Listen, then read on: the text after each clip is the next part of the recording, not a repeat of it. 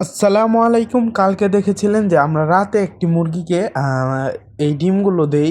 তো মুরগিটা এই ডিমগুলা কবুতর তলে ছিল। তো এই ডিমগুলার জন্য ইমার্জেন্সি আমরা একটি বালতিতে ইনকিউবেটর বানাবো। তো বালতিতে ইনকিউবেটর বানানোর কারণ হচ্ছে ডিমগুলো এখন মূলত হ্যাচিংয়ে আছে। তো হ্যাচিং টাইম তো এই মুরগির তলে দিব না, কারণ মুরগির তলে আমরা কোয়েল পাখির ডিম দেবো। তো কোয়েল পাখির ডিম দেওয়ার ভিডিওটা ইনশাল্লাহ কালকে চ্যানেলে আপলোড হয়ে যাবে। তো এই ডিমগুলো আমরা এই বালতিতে 3 দিন হ্যাচিংয়ে রাখবো। বাচ্চা ফুটলে ফুটলো, না ফুটলে নাই, জানি না কী হবে।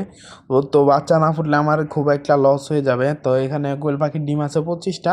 তো আলহামদুলিল্লাহ কবুতরের ডিম একটা ফুটছে, তবে আরও 3টা ডিমের মধ্যে একটা ডিম বাচ্চা হয়েছিল, কিন্তু বাচ্চা বাইর হইতে পারে নাই।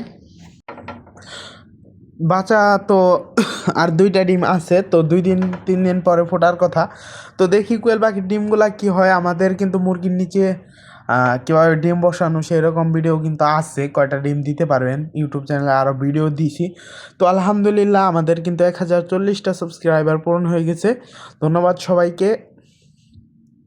আর এখন মোটামুটি ভালোই ভিউ যায়।